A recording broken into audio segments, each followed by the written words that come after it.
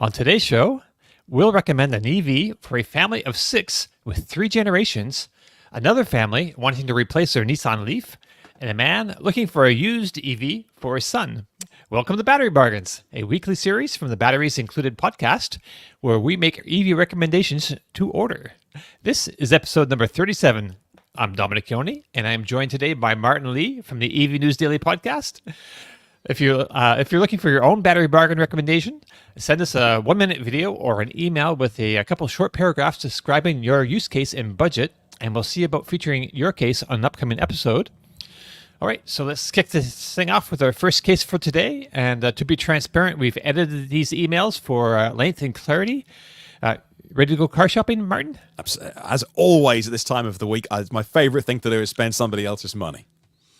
And our audience too. You know, you're out there. Please feel free to help us along, kick in the comments.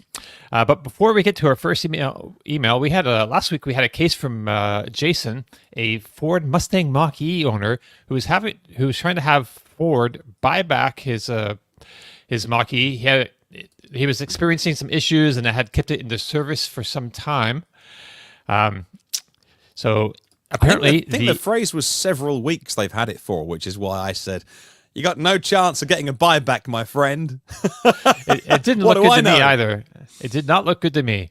But so he sent us this email, and apparently the buyback went through. Wow, and, that's amazing. Well done. Right? And so Jason is now the proud owner of a Chevrolet Blazer EV, which he sent us this little picture. RS trim, and it looks pretty good. He says it feels significantly larger than the Mach-E and rides smoother. He does though find the loss of Apple CarPlay a bit of an adjustment. He ends his email with P.S. Tom's charger reviews have been a great help setting up our home. So that's great to see. Tom's helped thousands, tens of thousands of people, and just congratulations on your new car. I mean, I got the sense that you were kind of emotionally done with the Mustang Mach-E, which a car that you recognize was really good. It's just you had one that was in the shop for ages, and I felt like you've fallen out of love with it a little bit, which is what we said last week on the show. And they did the buyback, and you got a Blazer. Right. Amazing, well done. So we also heard back from Scott, who traded in his 2004 Honda Pilot. It had a ton of miles on it. I think 274,000 miles on it. He was I think he was like an astronomy guy. He liked to get out in the country. I don't know if you remember that case. It was like a while back. But he also emailed us last week and said he traded in his 2004 Honda Pilot for a 2023 Hyundai Ioniq 5 SEL. So he took some photos and says he's enjoying having responsive brakes and is looking forward to going camping with it and trying out the V2L feature. That's really nice. That's the gloss version. You get matte versions and gloss versions. You've got a great color there as well and a great spec. Congratulations. Yeah. I'm really glad we can help you out with that. That's why I love to see these cases where, because we never hear back we give people advice and we say, hey, we'd do this, but you do you. And it's great to hear from people. This is awesome. Yeah, it's awesome. Yeah. All right. So let's see if we can find something else for our friends out there today. So our first email comes to us from Shane, and he says, hi, we are a family of 6, 2 grandparents, 2 adults, and a 2- and 5-year-old living in the Bay Area and need a vehicle that can fit us all. Or fit all of us. We currently have to drive 2 cars, a 7-year-old Prius and a 13-year-old Mazda 2, to fit everyone during road trips. Our longest road trips are 260 miles. We drive only 8,000 miles a year, but this will increase as the kids get older. We will make more road trips further away.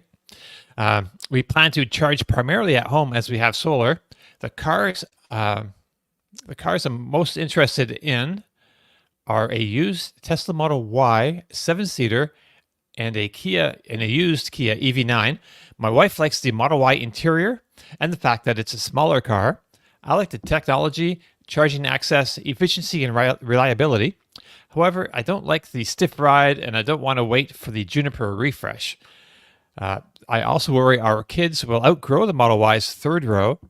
Fortunately, the grandparents are small, so they could also fit in the 3rd row at around 5 foot and 5'1" tall. On the other hand, The Kia EV9 is more spacious and has a more comfortable suspension. Our price limit is ideally 40,000. We are ineligible for EV tax credits. Other dark horses for consideration include waiting for the Hyundai Ioniq 9, waiting for used R1S prices to drop, splurging on a Volvo EX90 or Lucid Gravity, and finally a plug-in hybrid electric vehicle with the Mazda CX-90. So our most important consideration is having a car that makes family road travel safe, reliable, and enjoyable, and minimizing our family's carbon footprint. Love the podcast and curious to hear all your thoughts. Shane in Santa Cruz, California. All right. So that's quite an email. Third row, looking used, kind of like stuck between two cars, but has all these other considerations or possibilities. So I don't know what do you think here, Martin? And what do you think out there in the audience? Actually, what do y'all have to say this morning? Look forward to seeing the comments. Well, first of all, I'll waste your time for 60 seconds to say what a shame that you don't get this car where you are, which is the Peugeot E5008. We get it here in Europe. It's now on sale in the UK. 2 battery sizes. I think the UK might only get the smaller battery. I'll double check on that. Somebody in the comments can correct me. And this is a great 3-row EV. Loads of space in the back, and again, it's one where you know when the third row seats are up, you lose a little bit. But let me show you the interior. Nice interior from the 3008. So anyone who is used to modern Peugeots, that'll look very similar. Very small steering wheel, very very light around town as well. Almost too light for some people.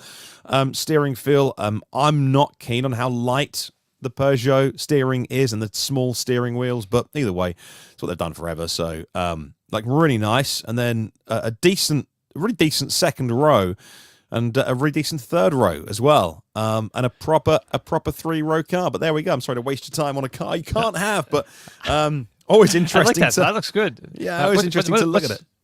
What's the range on that, by the way? Now the big battery is more than 4. I want to say 402 on WLTP. I want to say 402 miles or 416 miles. The big battery is almost 100 kilowatt hours. So I didn't realize they had it's like a big battery like that. Massive, like 99.8 kilowatt hours usable, I think. Oh, that's cool. And then the smaller one's 73 or 75. So again, right. So let's get to our listener and actually say something useful. In North America, right? Yeah, right. So don't get a Model Y 7-seater. There's not many of them around, and it's really hard to find one, and it's not a 7-seater. I mean, try it, but then discount it almost immediately because it's not a 3-row car. I don't know why they bother. It's not like the Model S that had the jump seats that were they're kind of usable. The third row in the Model Y, I suspect was a marketing exercise or wishful thinking. If I'm being generous, you can't get anyone in the back. I mean, you get your kiddos are 2 and 5, but also the Model Y is pretty small, and then there's nothing you can't do a road trip unless you got a roof box or you tow because No, the Model Y is not a 7-seater. Should never have been known as a 7-seater. Silly idea. So, there's 7 of you, 2 grandparents, 2 kiddos. 6 of you. Yeah. 2 plus 2 plus 2 is 7. So, you want to minimize your carbon footprint. You want a car that's safe for road trips. And you want to buy one under 40 grand. I think And you mentioned the new Volvo EX90. Beautiful car, by the way. When it arrives, Volvo have already said it's not going to be ready. It's going to be missing software, and they're having issues. Don't get it. Unless you're a massive brand fan, in which case do it and live with the problems. I'd steer clear of the new Volvos for a bit, and I'm a Polestar owner, and I'm a big fan of all things Swedish, but problems. So I would get a Swedish car. I'd get a Volvo XC90. I'd get an XC90 Recharge with 7 seats. It's a proper 7-seater. Those 2 seats in the back are proper. Nice second row, by the way. You got some climate controls in the second row. It feels great. Big car. Get the Recharge version with the 18 kilowatt hour battery? Either way, look, it will do you for all of your urban journeys. And if you want to reduce your carbon footprint, I think that would be a great way to do it. And yet, you've got the engine there when you need to for a couple of years until those seven-seaters that you might have talked about, the EX90, the Rivian, maybe the Gravity from Lucid. Maybe they're going to be discounted. There'll be some second-hand used ones on the market in a couple of years' time. Have a look at an XC90 Recharge. Fabulous vehicle. Lovely place to be in. Cool little crystal gear shifter as well. There's a name for it as well, isn't there? Like Swedish something. But have a look at that. I know it's not pure EV. I think in your situation, this would be a really good car. What do you think, Dom? I think, I don't know. I have a problem. I'm not really a big fan of plug-in hybrids, so I'm going to stick to all electric, and I'm going to go a little bit off away from what you're saying. With the Model Y, the third row is really cramped, but they have the kids are 2 years old and 5 years old, and they can put boosters and car seats in that third row in the Model Y. I wouldn't put my grandparents back there. Not unless, maybe if they were my wife's parents, maybe, I don't know, but not my own. No, I don't think. The third row in the Model Y is like for small kids. So this would be okay. Model Y would be okay for them for a little while until they got a little bit bigger. And you can get some below your budget. I found there was a like $34,400. I found a Model Y with third row on Cars.com with 15,572 miles. So. Or you could go just over your budget and get like a 2023 with more years of warranty and super low mileage, like 4,500 miles. So that is, I think it's kind of doable. But like as you can see in this picture we have up on our screen here, if you're watching this up on YouTube or Twitch, the third row is not, great for or for large adults. For full size humans, it's way too cramped. So. My recommendation really is splurge a little bit. Like he mentioned, splurging on a Lucid Gravity in the future or an EX90. I would say splurge on the EV9 because I couldn't find anything. I think EV9 is really the perfect vehicle for you all. But I couldn't find anything below 40,000 used. So you're going to have to go a little bit above that. So I found something here and I'll share this on the screen. Share screen. Kia EV9 2024 Kia EV9 Wind. That's the second from the bottom trim. Light is, I believe, the lowest trim, and then it goes Wind. So this is a full-size battery. I believe it might be rear-wheel drive, but 47.5, 578 mile. This is like basically a brand new car. That's a really good price on that. Yeah, How depreciation's hit it already? I mean, I know it's over budget, but it's a proper third row as well. I mean, it's appreciation like this because the dealers are putting like huge markdowns on them. So there's a couple thousand here, and then then Kia is also giving the $7,500 tax rebate or tax credit, which I think this will actually earn a tax credit naturally here soon. So that will go away, but it'll be the same. The prices will be basically the same on a retail level. But yeah, I would do that. I know people say, the third row could be bigger, the front could be bigger and stuff, because for what is a very, very large vehicle, but a great second row, and you might only use the third row occasionally, and you've got small ones. So that's a great suggestion, Dom. The EV9, the third row in the EV9 is great. No worries about your grandparents being unhappy back there if you put them back there or whatever. So yeah, that's just a kind of way I would just splurge now. And it's not like splurging the $80,000 like if you waited for the Lucid Gravity, which I think is going to be a wonderful car, and I'd prefer to have that I think over the EV9 really. But this is a great car, and you save you tens of thousands of dollars. So cool. I would go that way. All right. How about y'all out there? Ready to go? Laurie Allen says what Dom says. Thank you, Laurie. Appreciate that. All right. Jeremy says an EV9 rolled past me yesterday. I'm noticing them out there, and it's true. Yeah, I'm seeing them around as well. Very imposing, very big vehicle here on British roads. But yeah, I think they do stand out in a good way. Right.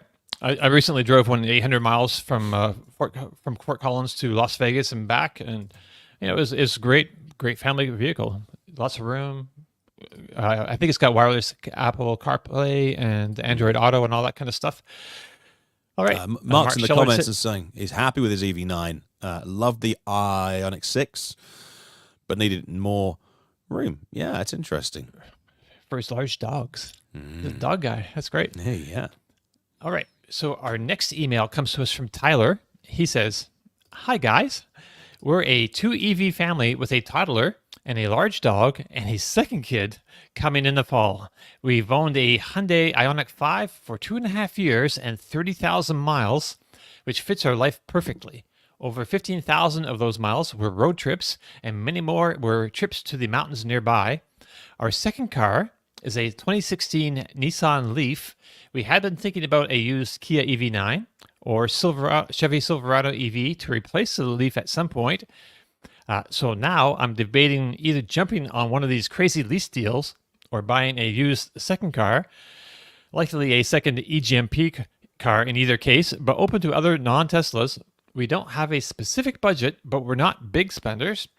I expect the 2022 Hyundai Ioniq 5 prices will come down even further after the 2025 model year is out. We likely don't qualify for the used tax credit this year on income, but likely will next year.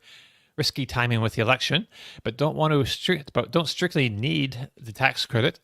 On the other hand, lease deals are appealing as a kick the can down the road option.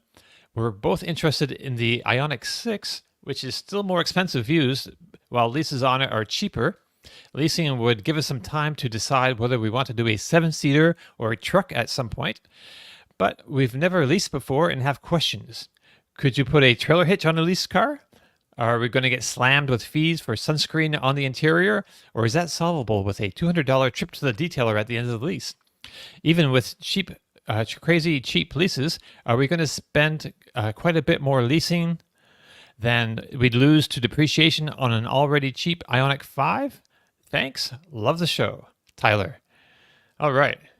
So, Martin, leasing, and the EV9 is kind of interesting. I mean, the EV9 is up in the mix here again, as well as not necessarily eligible for the tax credit, which is another small, not so much of a consideration in leasing, because if you lease the vehicles, the dealers can still take the tax credit to lower those lease payments because it goes through them and not you as the leasee.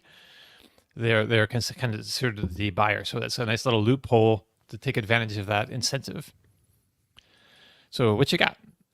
I do like the idea of taking advantage of some of these deals that are out there at the minute. If you have a look at something like this, which is at EV6, obviously you've got the Hyundai Ioniq 5, so you know how good this platform is. And you look at some of the deals that are out there a minute, 0% APR. You know, we're in a very high interest environment right now. And you get 0% for 4 years. Obviously, they're giving you some cash on this because it hasn't got the federal tax credit. And so Kia do kick that in as well if you get delivery by early September. Looking at some of the lease deals as well. Now, obviously, different people qualify for different ones. $209 a month for 2 years, and there's $4,000 down. So that's going to be what, 8 or 9 grand, I suppose, isn't it, over a couple of years. And so you need to work out, well, is it going to, if I buy a used Ioniq 5, am I going to lose 4.5 grand a year on that? And you don't know because you're looking into a crystal ball. And so I've always steered clear of car financing. You know, in recent years, anyway. I'm 46 now, and I'd say the last 15 years of my car ownership. I did it in my 20s and stuff when I was in my first jobs, and I was, I wanted to drive a nice car and had no money. But certainly, maybe 20 years, I've always bought used cars because I prefer to own my stuff, if that makes sense. Even though I can't get the latest, greatest thing, I'm always mindful of living, within my means and stuff. So I don't like to get involved too much in these.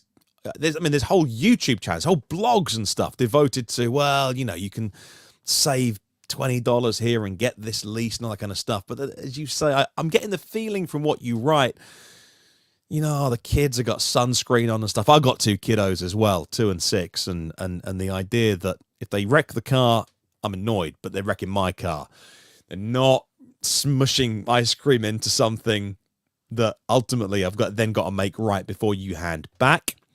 There was a period of time when I wanted to test drive a bunch of EVs that I just couldn't get, and that the best way to do it was Onto, which have now gone bust, I think. But it was like an EV subscription company over here.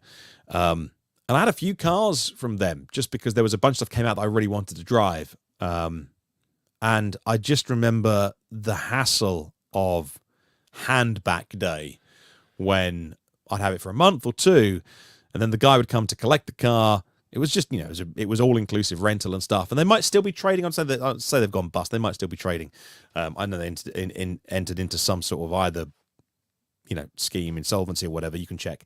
But the business didn't work. And like they went over with a fine-tooth comb, and I always got away with it because I treated them really nicely, not my car.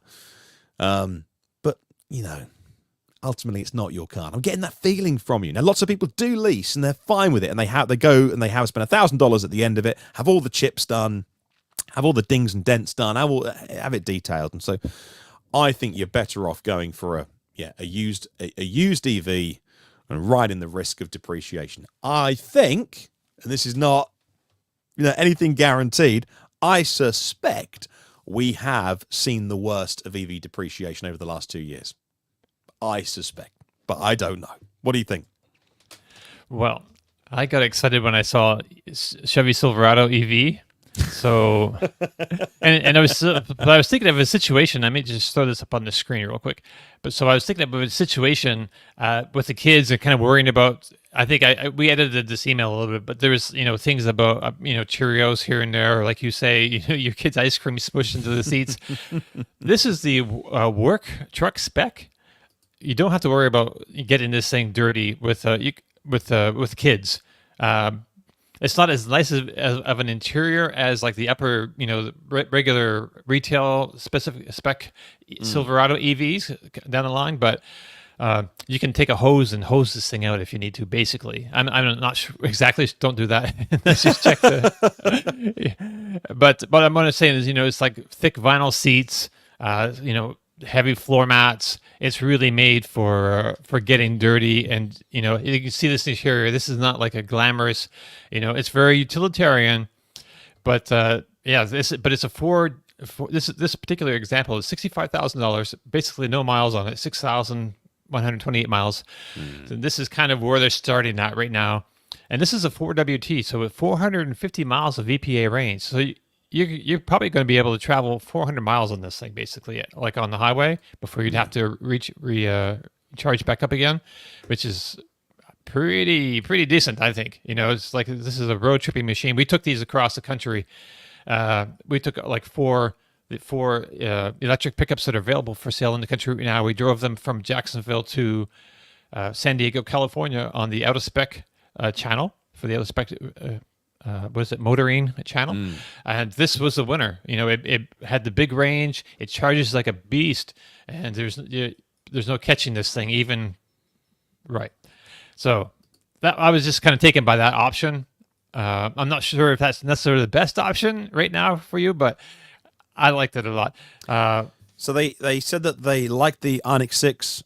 It's cheaper to lease because the used ones are holding their prices. Bearing in mind, spy shots are flying around now of the new Ioniq 6, which is about the right cadence of refresh. The EV6, for instance, that came out in 2022 and it got its new look in 2025. And so the Ioniq 6 is going to get a new front end and a new back end. I mean, the silhouette will be the same, and it's not a rear end I'm in love with, but whatever.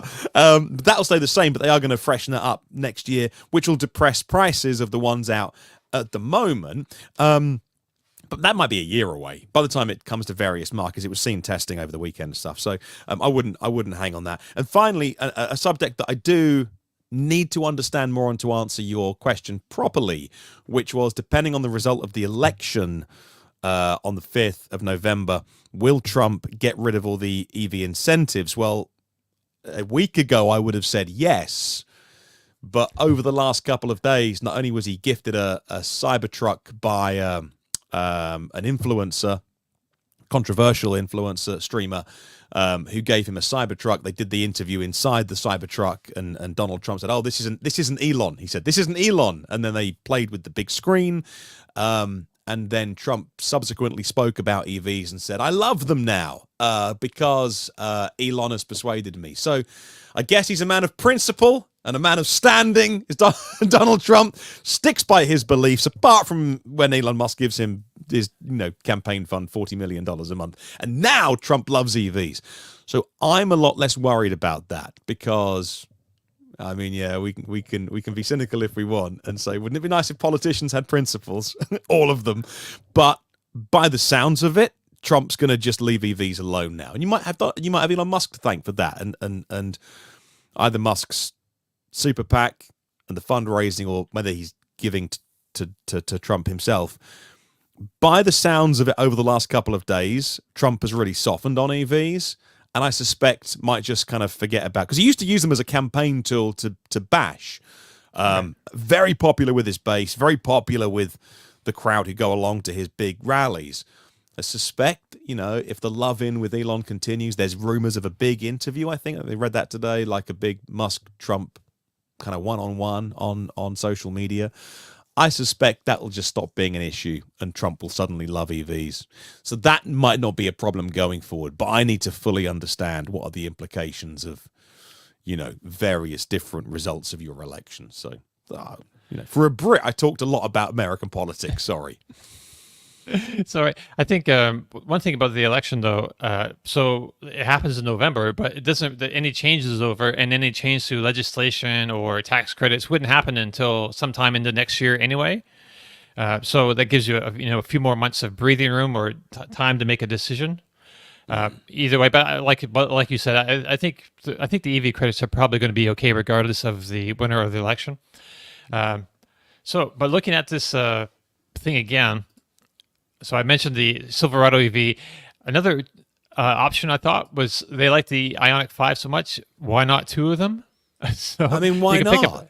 I know, why not? I mean, I've seen there was a house around the corner from me. They had for the longest time 2 Fiat 500s in their looks. It's kind of cute. I love the Fiat 500 anyway. They look great. And then 2 of them in 2 different colors sitting in this driveway. It was just it was kind of cute. So yeah, $24,000, you can pick up a 22 Hyundai Ioniq 5 SE. I believe that's the base spec. 13, a modest amount of miles, 13,568 miles on this particular example. Yeah. It's not bad. So that's one way to go. Talking about the EV6, not the EV6, sorry, the Ioniq 6. Yeah. Right. So I would say don't buy the Ioniq 6, even used, because the prices aren't especially low on that. I think the Ioniq 5, so there's a bigger supply of them out there, so more supply, loads of lower prices. Ioniq 5s. Yeah, there's loads of those Ioniq around. 6 is just a bit harder to find at that price point. And this $23,993 mark, that's also eligible for the $4,000 tax used EV credit. I don't think they're eligible for that in this case, but for those who are, it was hard to find an Ioniq 6 below the magic $25,000 mark. So I would not. Plus the. I would say if you want the Ioniq 6, if you're curious about that car, lease it. I think right now the lease for the SE trim, that's the base trim, is $227 a month with $3,987 down. Yeah, but I liked your EV6, your Kia EV6 lease. I think it was better than this one. So I mean, yeah, you could just write $4,500 a year off as car rental, right? And you can buy. I know you can do lease buyouts at the end and depreciation and things like that. So I don't get involved in that game because I don't really understand it all. So, but if you do, it might be worth looking at the lease. Right. Here's the screen for the leases on the Hyundai site. 2024 Ioniq 6 SE starting at 42. And yeah, the SE $227 a month with the $3,987 at signing. This is for 33 months, so that's almost 3 years. Yep. For those payments, or you could go for the standard range if you don't need a lot of range. You could save like $40 a month or whatever. Which I don't know, but I still kind of like that EV6 idea over the Ionic 6, just because it's just a slightly more SUV shape, and I think with the dogs and the gear and everything, I think it'd just be more handy. Right. What do you think? It's a good place to leave it. Yeah. All right. Mark's saying that's a damn good price for the Ioniq 5. It is. It really is. It really is. It's a lot of car.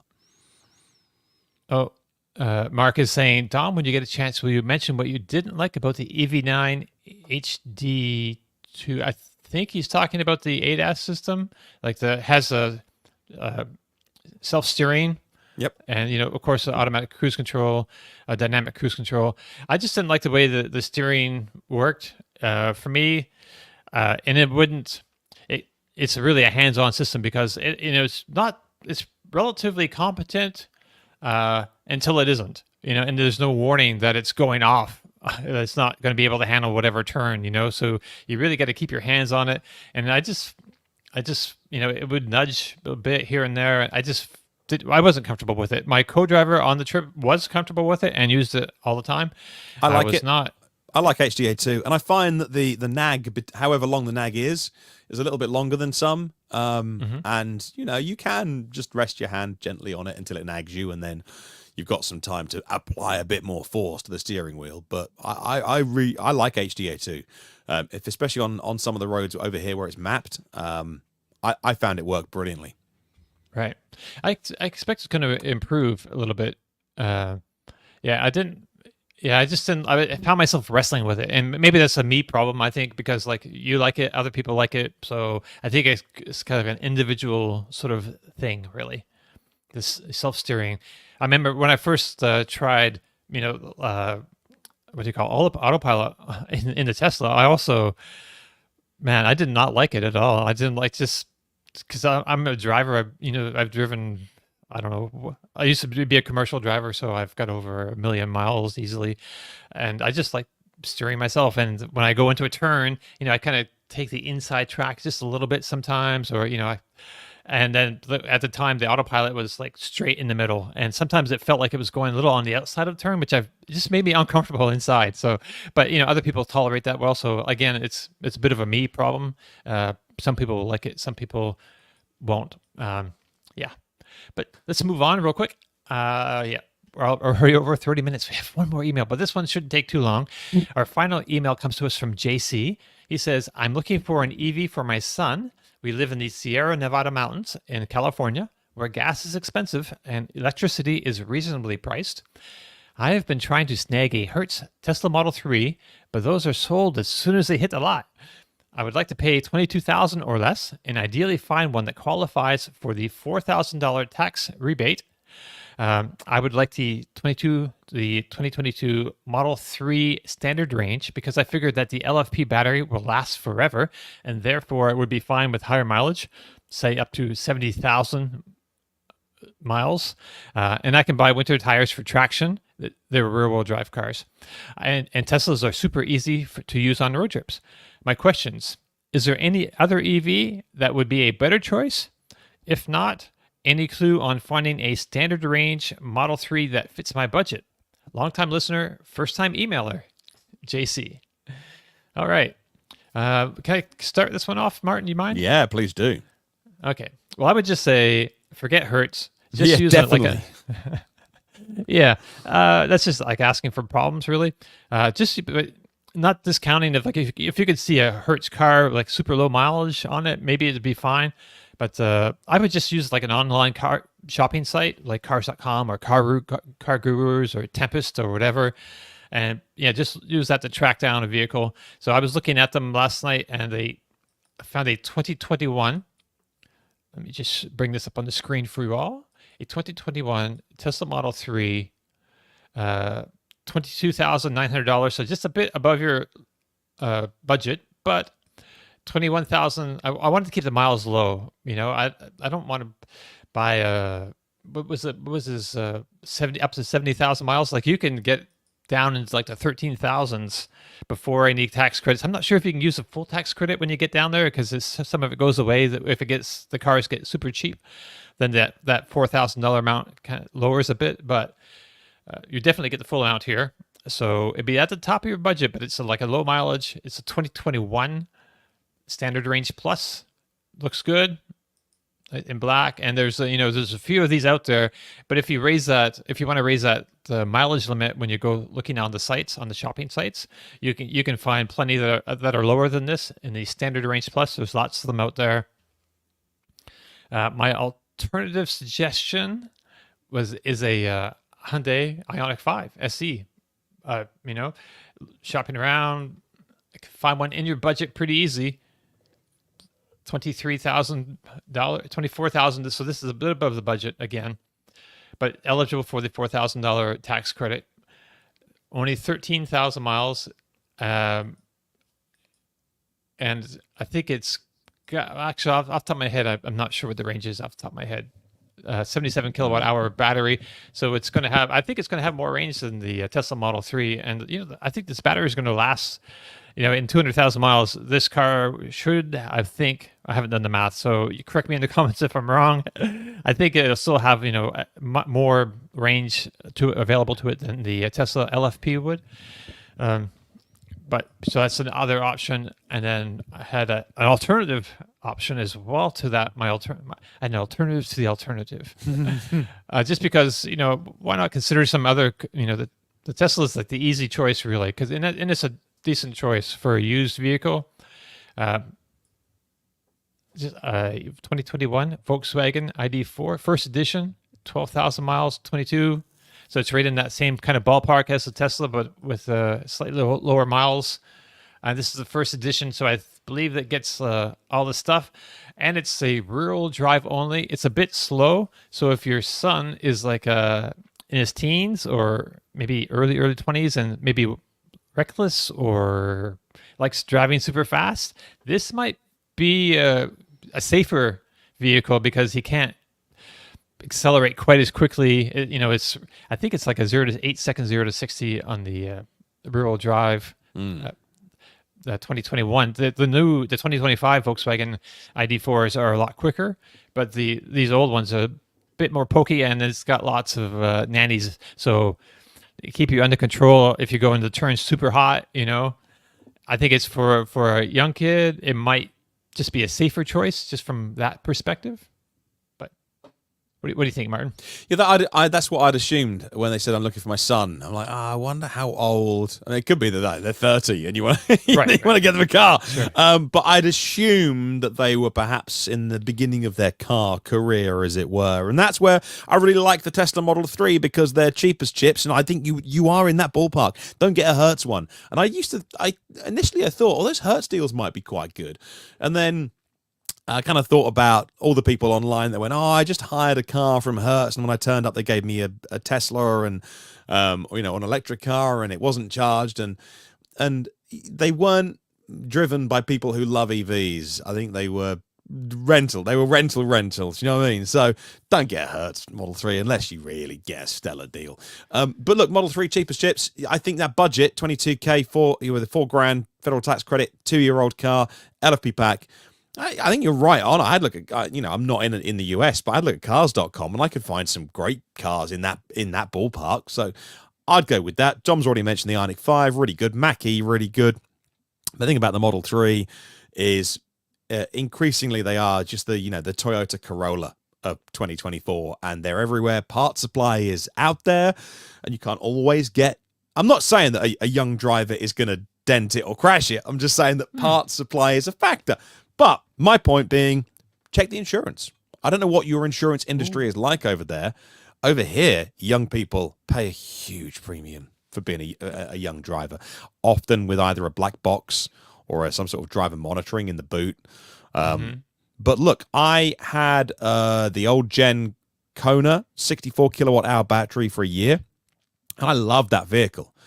And when I went to get a Model 3, my insurance as a mid-40s homeowner, live in suburbia, its car is garaged, was twice the price of the Kona. Same price, a similar price car. Like, why is the Tesla twice the price? So again, it could be that where you are, and I'd like to do a deep dive into the insurance industry. I mean, like, why was the Tesla £1,000 a year. It's like, maybe, what's that, $1,400 for you a year insurance, when my Kona was like 450 quid a year.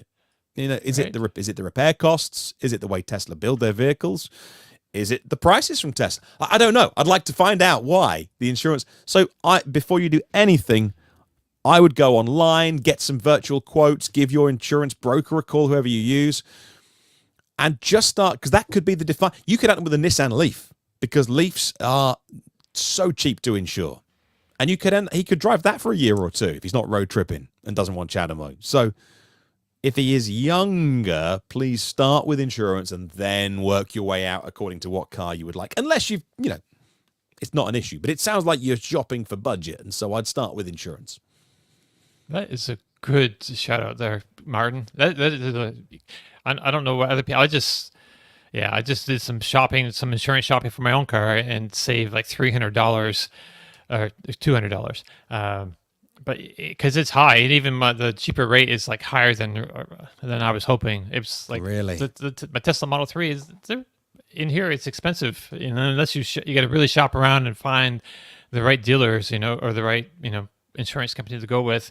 Right. Which I feel like that changes all the time too. It's, I don't know. Anyway, yeah, insurance is definitely a consideration. Great show. Somebody mentioned in the comments. Brennan mentions use Polestar Polestar 2 could be an option as well. So I thought Polestar 2, which is what you have, right, Martin? Yeah, the insurance is half the price of a Tesla. Again, I pay about £450.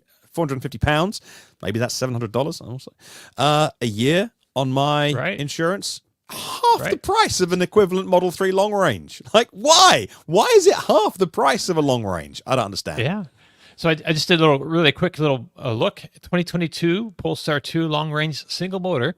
So this is $24,899. It's eligible for the $4,000 tax credit. So $20,900. Super low miles, like a brand new car, basically. And these are nice. Like Martin will tell you all day long how nice these things are. Feels like a proper car.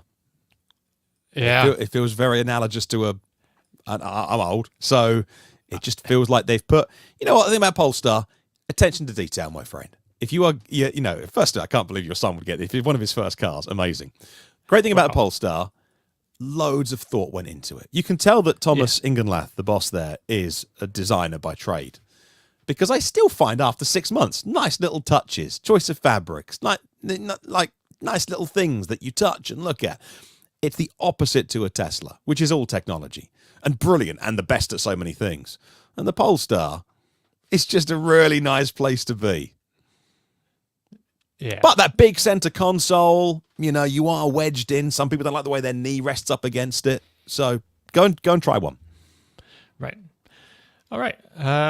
So I think that brings us to the end of our show. I'd like to thank everyone for joining us today. It's great to have all these comments in here and everyone helping us out. I love it. If you're looking for your own bespoke EV recommendation, drop us a line at batterybargains@batteriesincludedpodcast.com. If you have any questions or comments, please leave them below or get in touch with us on the social media platform of your choice. Don't forget, if you like the show, please give us a thumbs up. Don't forget, if you didn't like the show, please give us a thumbs up. Click subscribe. Tap that bell icon for notifications. Thank you all very much for joining us, and we'll see you again very soon. Ciao.